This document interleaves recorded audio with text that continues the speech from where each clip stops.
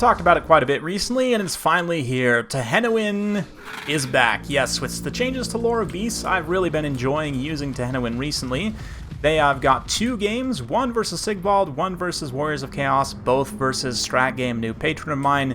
Big thanks to him for his generosity, but let's take a look at the builds on this initial game. A couple of Chameleon Stalkers, a couple of Feral Cold Ones, Tehenowin leading the way, a whole bunch of skinks. I mean, it's not necessarily, I mean, it is kind of a Sotek theme build. We've got two arcs of Sotek here, a bunch of red crests, skin cohorts up front, some javs as well, and a quaddle for, you know, a little bit of extra AoE damage, and terror, flying on-demand terror especially, and with the buffs and debuffs, or just buff in this, debuff in this case. Curse of Honor, of course, Flock of Doom.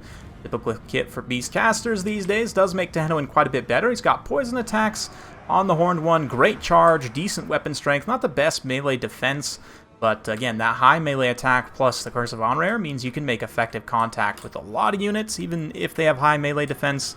Here on this first build, Sigvald has brought some Chosen. Got a couple of Chosen with halberds here, a couple of regular Chosen, 3 regular Chosen, so a very, you could call narrow or tall build.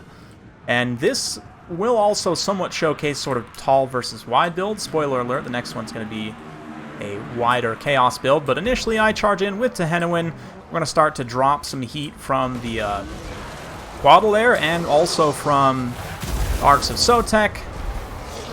Once we get a couple of Chosen units in range, we want to drop that hot, steamy snake drop all over these Chosen. That's going to do some really nice DPS to them, basically for free. Also, the Chameleon Stalkers, we did cast Curse of Honor to nerf their attack stats, so both these Chosen, pretty low melee attack. Bastillon will still take some damage there, absolutely not nearly as much as before. And again, same thing over here. Arc of Sotek charges in. We're going to try and activate that Sneck drop, and a Chain Lightning on top of it. Why not? Just all the AoE damage here versus Chaos. Chain Lightning actually doesn't get the best contact, but it's kind of there. Feral Cold Ones mostly here to pressure Hounds and also Horsemen, so they are now pressuring the Horsemen away, keeping them out of critical engagements. Little Flock of Doom action here. You can see once that Curse of Honor wears off, though, no question the Arc of Sotek will take damage very, very quickly. But considering that these Chosen haven't really been fighting anything that can kill them in melee, besides maybe Tehenowin, I mean, they've taken a lot of damage, and actually one of them gets terror routed momentarily. So another Sneck drop finally over here. Gets contact with these Chosen. Is it actually hitting? Nope, not hitting the Chosen with halberds. They're way too far. Don't have any models in the area of effect. So that's just fine. But Tehenowin just running around back and forth. Sigvald is doing Sigvald things, which is not dying, but also not actually doing a lot. Mostly, Sigvald, we kind of had an interesting discussion, you know, Strat Game and I, in these two games. Sigvald is kind of a win condition unit, but he doesn't do anything, right? It's basically like, in the late game, your opponent has tools to kill Sigvald, or they don't, and you either win or lose because of that, right?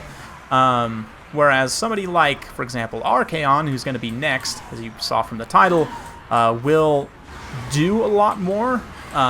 He's still a win condition, obviously, given how expensive he is. You know, you need to get your value out of him rather than just having him kind of win by default. And another thing, too, we were talking about, a Strat Game had pointed out that horse characters, and Tehenowin being sort of a character on a horse-sized mount does fall into this somewhat. They have a hard time fighting other horse characters or foot characters. They kind of circle around them a lot, and I'm sure any of you guys who have seen or played this game for any length of time will have seen some ridiculous interactions of horse lords, like just circling each other constantly. It happened quite a bit in Three Kingdoms, from what I can remember as well, and in Troy, I believe, possibly. I don't know. I didn't probably play Troy enough, but anyway. When I kind of pointed out something that I had realized, which is that horse-type characters actually, because of that reason, seem to, right now, fight monsters slightly more effectively, and I don't know if they've fixed some of the reach and stagger issues that horse lords have, but it just seems like, recently at least, I've noticed, maybe this was overall part of the stagger change, maybe some part of it applied to horse lords that I didn't realize, but they get staggered less, and they seem to fight monsters better than before, and actually arguably fight monsters better than foot or horse characters. But speaking of foot characters in the late game, Sigvald is exactly what I'm talking about here. Because I was able to win the rest of the battle pretty decisively, I've got plenty of tools. We're going to throw a Curse of Honor here. Nope, something else. He's just poisoned. Pops Slippery up to 84 melee defense, but still surrounded by 3 armor-piercing single entities. And there's the Curse of Honor over there, just to debuff all these horsemen as they fight skinks. And skinks already don't have the best stats, but when you have, 2 for attack and defense, cohorts actually suddenly look pretty imposing, all things considered. So, yeah, with the new support kind of potential of Lore of Beasts, I am a huge fan of where Tehenowin's at right now. He managed to generate some really nice value here with both support and damage. And the tall build ends up not working out so well against this super wide Lizardmen kind of skink rush, right? And I have to say, the fact that this build works so well does make me pretty happy, considering it's pretty thematic. With the 2 arcs of Sotek, all the skinks, the red crests, and Tehenowin. It's very nice. It makes me happy. It did not make Sigvald so happy, though, as he goes down here, and it's a victory for me. In between these 2 games, Strat Game and I kind of theory crafted a little bit, and I gave him some pointers on potential builds in this matchup. Again, he's sort of a Chaos main, so this is a matchup that Lizardmen are very strong right now. They're probably an S-tier faction, if I had to say.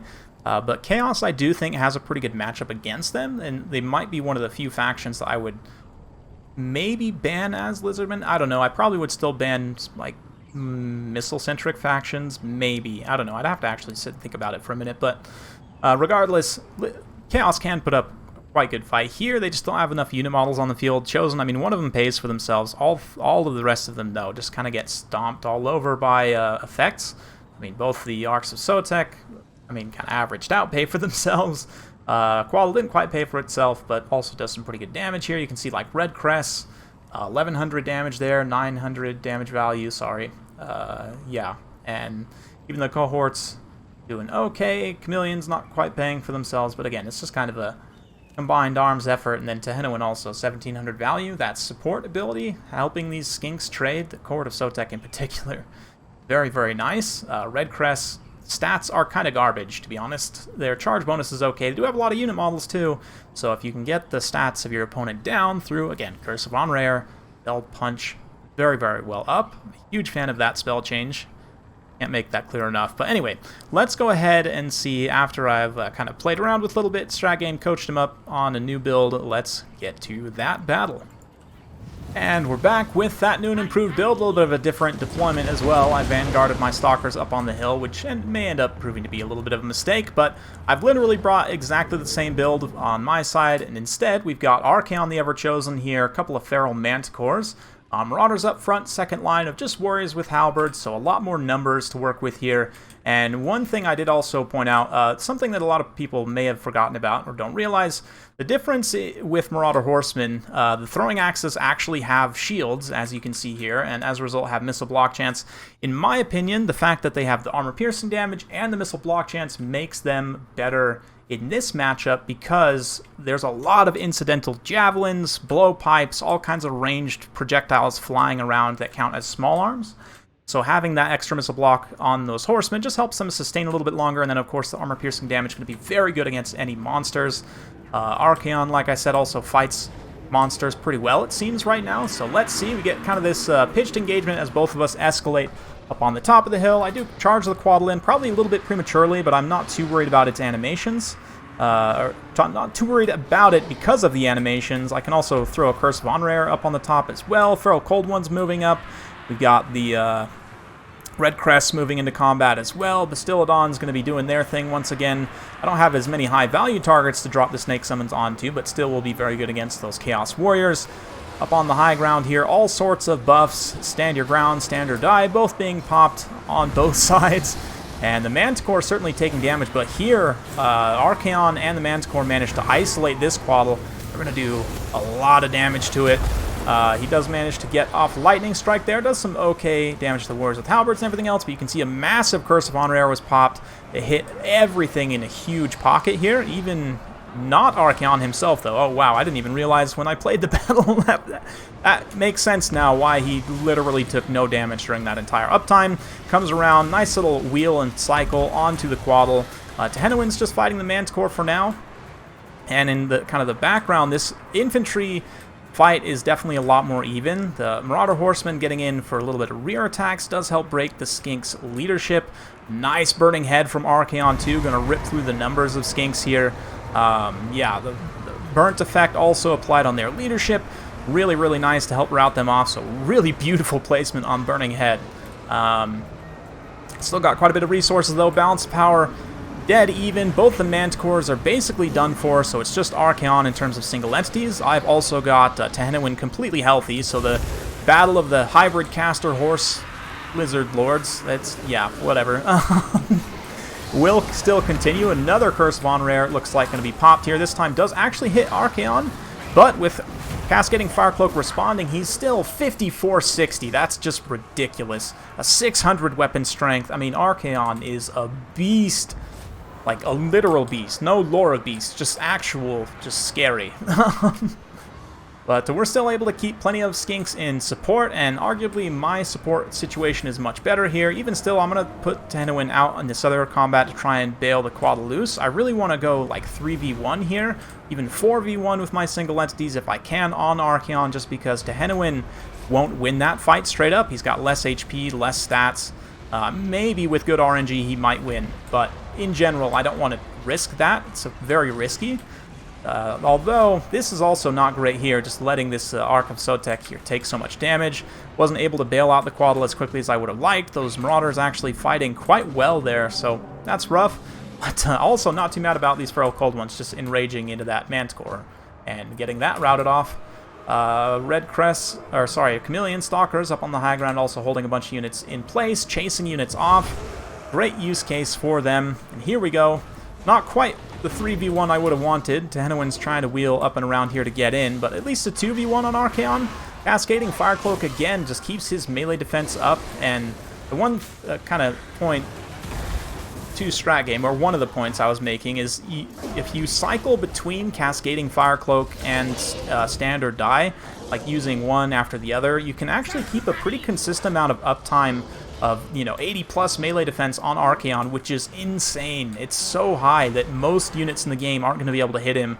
Even units with high charge will only hit him on the charge. Like Tehenowin here at 63 melee attack is going to be basically minimum hit chance, not quite, but close, without his charge bonus, right? So it is just such an extreme amount of melee defense that it's very, very strong.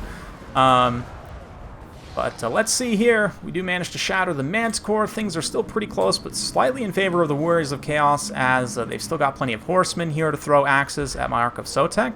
Got some cohort of Sotek here moving in on the Warriors with halberds. They should be able to trade okay there, despite their low numbers. Tehenowin charges in with support. We've got the Clever Girls. We've got Sneck Drops for a little bit of additional DPS. It will actually do some damage ticks to Archaon. And yeah, so favorable engagement for me, no question. Archaon's definitely taking some significant damage here, but holding no melee defense. Well, no, he does have Cascading Firecloak. Again, 84 melee defense with that little bit of extra AP damage. Just so strong. Throwing axes, providing some critical support here to help rout those Feral Cold Ones.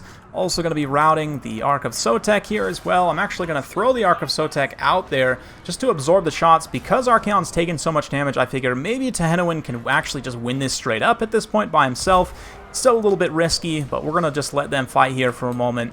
I need, to see other things off, even though the Ark of Sotek ends up just routing here, which is really not great. Other Ark of Sotek here, very, very low. Doesn't have a Sneck drop before it drops. Let's keep it in cinematic mode with Archaon and Tehenowin. Oh man, that's a shot right there. Fighting up on the high ground. Marauder Horseman also now supporting Ark of Sotek. Just confused, sad, alone. It's going to rout. A little bit of Flock of Doom there. Probably should have been used right on Tehenowin to try and get rid of these Marauder Horsemen. But you can see that, in fact, he did not beat Archaon. Archaon stood his ground quite well. Beat down for Prophet of Sotek, and that's going to be victory for Strat Games. So, not to toot my own horn too much, but this is the reason, I think, why people pay me, right? To give them the private patron practice sessions. Evidently, from what I have been told and the evidence I've seen, myself playing against my own patrons, it definitely seems to help. So maybe free ad for myself. Anyway, but fun games regardless. Another great benefit to me is I get a lot of really fun competitive games against a lot of different types of players. It helps me learn, honestly. I learn a lot from my patrons too. It's definitely a two-way relationship, so big thanks to Strat Game. Awesome series we had, man, and I look forward to continued sessions with you. Yeah, excellent work. Like, a lot of that stuff, I just told him what to bring, right? I mean, the burning heads, the micro, that's all him, and I have to say, very impressed. The Hound micro in particular, I mean, this is 116 kills, 500 plus value. This is exactly what you want from your Hounds in this matchup. Lizardmen don't have the best tools for dealing with them. The clever girls I brought here, I kind of misused them. One of them did end up paying for themselves, actually. I can't say misused too bad, but they weren't in the position to take care of the Hounds where they should have been. Same thing with the Marauder Horsemen, right? Like, these guys especially just run rampant, chasing down routing skinks, using their throwing axes to good effect also. And again, the shields just help them take less damage in that process. Especially, I mean, I didn't have any skink skirmishers or chameleons here, but if I had, I mean, it doesn't block the stalker shots because they're explosives, I think. But anyway, you get it. Marauder's also quite cost-effective here, and then Archaon, like 4,000 damage value. Oh, man, I love Archaon. He's so good right now. For myself, Red Crests, again, doing great. The Stalkers did much better this time. I should say the ROR Red Crest. The others, not so much. Tehenowin, again, pretty good value. The Arcs of Sotek, not having as high value targets to go after. Didn't get quite as much value, but still reasonably cost-effective. Quaddle, again, same thing. Not as many good targets to go after, but does end up getting some of its value back. Yeah, fun games, though, on both sides, have to say. Hopefully you guys enjoyed that. Hopefully you learned something. If you like this sort of content, be sure to like, subscribe, hit that bell notification every time I upload a new video. You'll be notified. Thanks again. We'll see you next time.